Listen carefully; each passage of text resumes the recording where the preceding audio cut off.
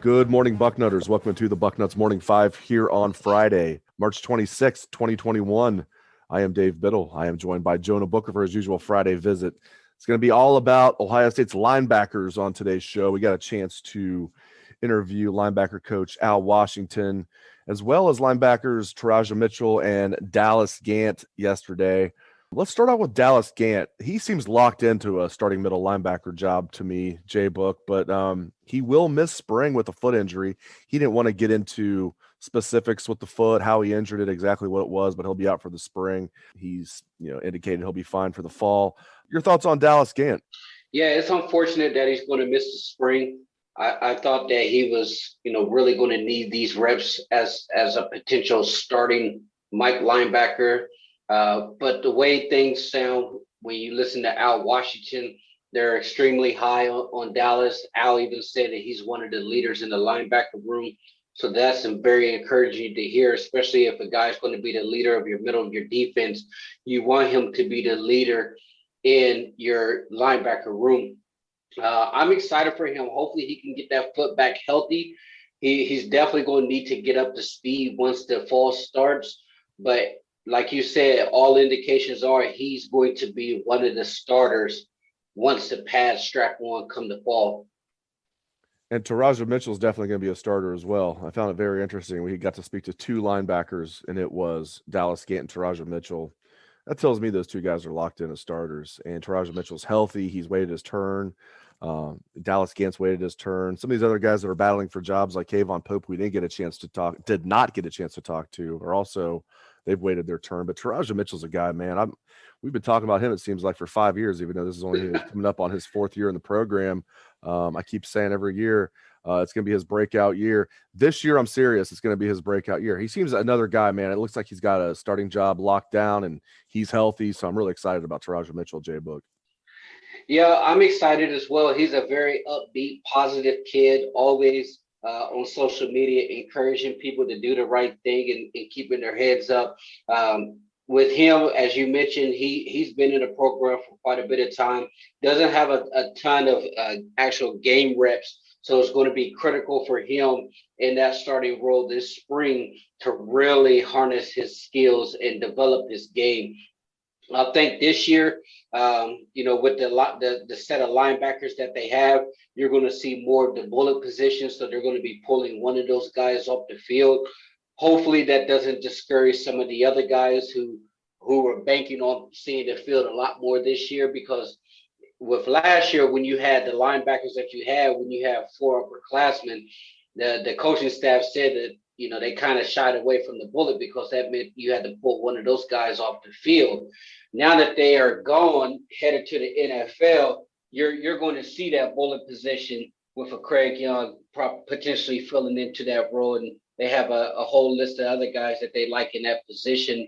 But overall, when you look at that linebacker position, I feel really good about them. Listening to Al talk about the linebacker position, you can't help but admire Al. He's so well spoken, such a great coach, and Ohio State's fortunate to have him in that role as a leader. And I truly believe he'll have that unit ready to go. It's just going to be a matter of getting them experience on the field because they've been in the program for quite a bit of time now. Amen on Al. They are fortunate that they have him and that he stuck around. We'll get into Tennessee's flirtation with him in a moment and his reaction to that when he was asked about that. First time he spoke publicly about that situation was yesterday when we got a chance to meet with him. Before we get to that, and you touched on this, so I think your answer is probably Craig Young. So let's assume that Dallas Gant and Teradja Mitchell are 2 of the 3 starters. Do you think Craig Young is that third starter at the bullet? Do you think it might be Kvon Pope? Who's going to be that third starter for the Buckeyes at the linebacker position? Yeah, I don't know if Kvon Pope is fast enough to play that bullet position because they they move those guys around. A lot of times with that bullet position, you could be asked to drop back in coverage. I think Craig Young kind of fits that mold because he's more of the hybrid. They've really packed on the pounds with him. He can play closer to the line of scrimmage. They've moved him back. I think Court Williams is another guy once healthy, and he's finally cleared. He's going to be another guy coming back off that ACL that they really love for that bullet position. It's going to be fun to finally see that position back into the actual defense, because if a lot of people remember, Brendan White was a heck of a player when playing that bullet position, Rose Bowl MVP, and things kind of went south with him, and he ended up transferring to Rutgers and had a pretty solid year. But Ohio State has a history of really excelling at that position. And I think Craig Young, he's one of those freakish athletes. And I remember vaguely, he was a sub 1100 meter guy in high school, and he was a big guy then. And now that he's in the Coach Mick program, he's really put on the pounds. From what I've been told, he's maintained his foot speed. So for him, it's just developing that role and showing his freakish athletic ability. And Ohio State will have to find a way to really put him in the right spot to excel. So where does this leave Kvon Pope? You're right. I mean, he's a bigger dude at not that he's a huge linebacker, but he's not a hybrid linebacker by any means. At 6'1", 230 pounds, 235 pounds. He was a guy that seemed pretty high on his first couple years last year. I don't know if he was in the doghouse or what happened. It seemed like it just wasn't there with him. He's another fourth-year guy. He was in that same class with Dallas Gant and Teradja Mitchell, as you know. What do you think's up with Kvon Pope? Where do you see him fitting in this year? Yeah, I think when they go to their base set, 4-3, I think he would be the first linebacker flanking Dallas Gant there whenever they go into the bullet position. I would not be surprised if he is pulled off the field, but with Ohio State, they have a knack for rotating their linebackers. Now, I do believe that Pope is a better cover linebacker than what you're going to get out of Teradja Mitchell. So you could see on the third down and longs, if they're going to have Dallas Gant stay on the field and they view him as a 3-down linebacker, I could see a situation where Pope could come in for Mitchell in those type of situations. There's going to be plenty of opportunity for Kvon Pope to play. I know a lot of people have been kind of hinting that he may be a little frustrated after some of the things that he may have released on social media, because he hasn't seen the field quite as much as he would hope. But right now, he has to stay patient. He has to stay focused. And if he can do that, he has to trust Al Washington that they will find a spot for him to play. There's going to be plenty of opportunity for Kvon Pope to see the football field. He may not be the down in, down out starter that he would want to be, but make no mistake, he will play the most football that he's played in his entire career at Ohio State, as long as he can stay focused, keep his head down, and continue to work hard. All right, as promised, let's get into Al Washington and Tennessee. The flirtation last month was really Tennessee flirting with him, and more than flirting, offering him, reportedly offering him $1.5 million per season to be their defensive coordinator. He turned down hundreds of thousands of dollars.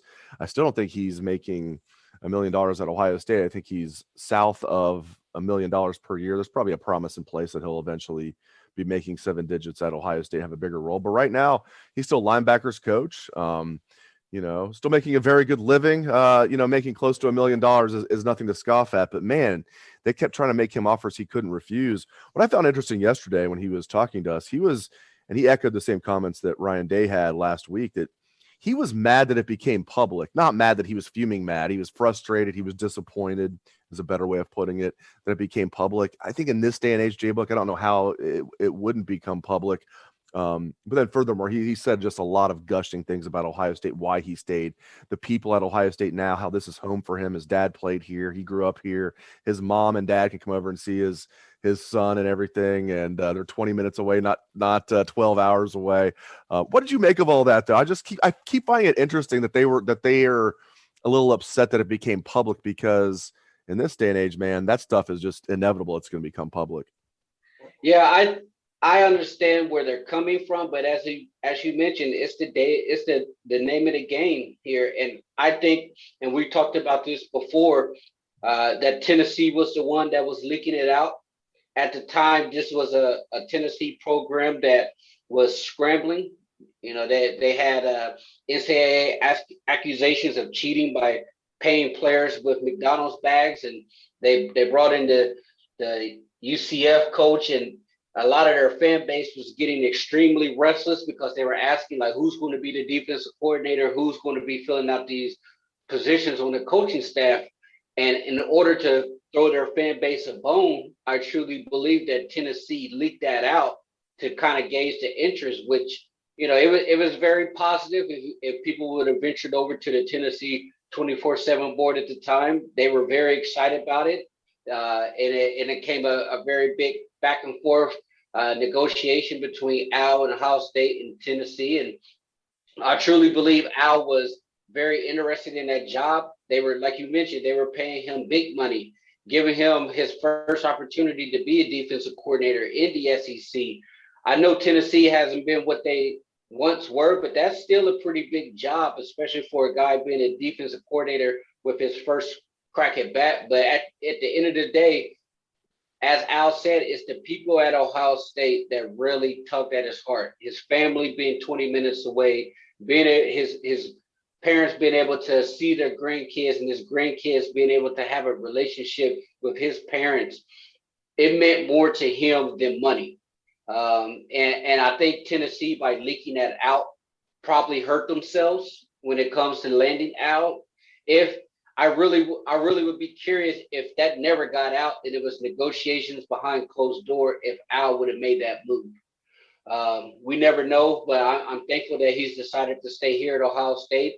He's made it clear, especially in that interview that you posted on the Bucknuts site. He has the aspirations to be a defensive coordinator and eventually a head coach. And in his eyes, Ohio State, being the linebacker coach and developing his coaching career at Ohio State, will lead to those jobs down the road. He believes that the doors will be open for him down the road. And if you're Al Washington and you already see that right now your open worth on the open market is 1.5 million from Tennessee, if you continue to do well at Ohio State and Kerry Combs eventually decides that he may want to retire, Ohio State elevates you to a co-defensive coordinator, who knows how high Al can go. He could probably find a much better job than Tennessee if his career continues to point upwards.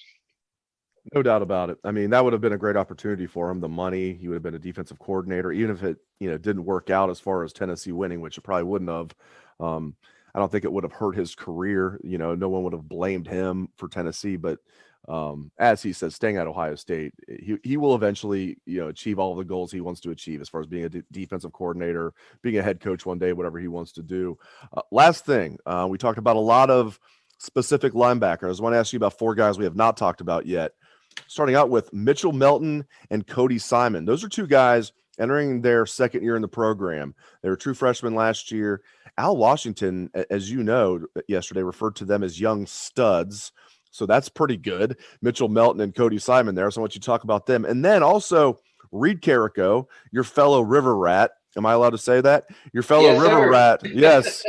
You're the first one that I remember talking. You were talking about him like 3 years ago. Reed Carrico, the true freshman, and also Tommy Eichenberg, a guy that, I'm guilty of it too. We don't talk about him that much. He's entering his third year in the program. So talk a little bit about Mitchell Melton, Cody Simon, Reed Carrico, and Tommy Eichenberg to close the show, J-Book. Yeah, a lot of, you don't hear much about Mitchell Melton and Simon.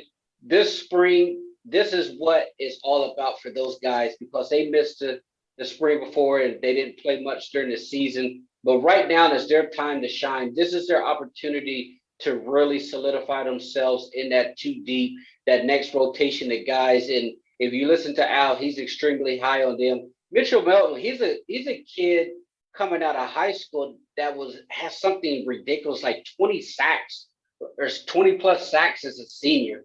So he knows how to get after the quarterback. But at Ohio State, there's a certain standard for the linebacker position. The silver bullets has always throughout its history been led by the linebacker play. And Al has told these guys that in order to be able to play here and play at a high level, you need to be able to hold the standard, hold the line that has been set by the guys in the past, including his father, who was a former linebacker.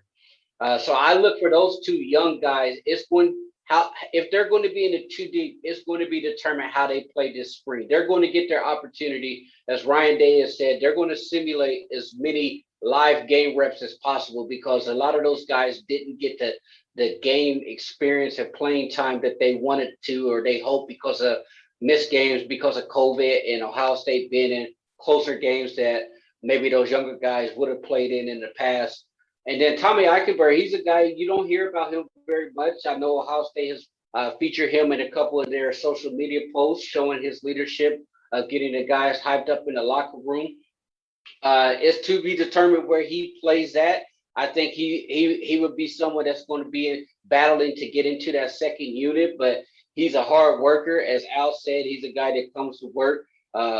Being heard and felt are one of the things that he needs to work on as far as leadership with the program, and sounds like he's working towards that. And you talk about the freshman and Reed Carrico, they call him Rambo in Ironton. A lot of people think that he's probably similar to Big Cat when it comes to just a monster Mike linebacker, but a lot of people will look at Reed and think that he's just your true Mike, but a lot of people don't know he's also a track guy. He was a track guy down at Ironton, was a sprinter, and played running back in high school. It was a heck of a running back.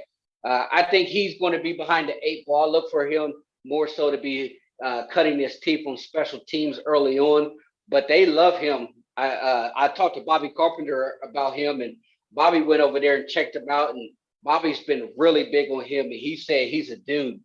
Carrico, he's a true typical Mike linebacker that will play a lot of football at Ohio State.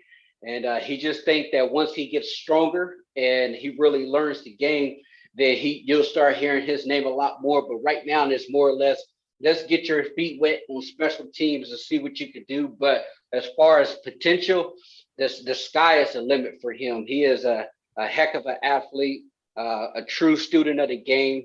He comes from a very solid Ironton football program that really puts a big emphasis on fundamentals.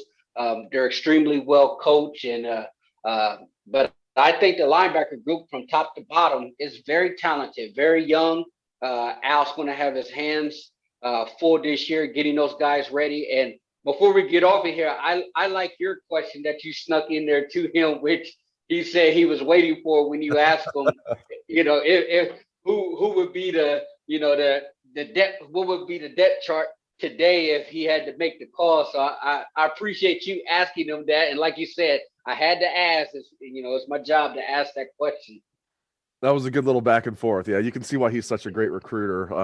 He's got such a great personality. That was a lot of fun there. Yeah, I encourage people who haven't seen our story and video, go over to Bucknuts and check it out. Al Washington, great coach and a great man. We're fortunate to have him at Ohio State. We're fortunate to have Jonah Booker on the Bucknuts Morning Five. Thank you very much, J-Book. If you like Buckeye linebackers, you sure came to the right place today, Bucknutters. This was a lot of fun talking Buckeye linebackers with J-Book. Thank you very much to J-Book, and thank you all the listeners out there for tuning in the show. I appreciate it. I hope everyone has a great day and a great weekend. Look for that Buckeye swag, best damn band in the land.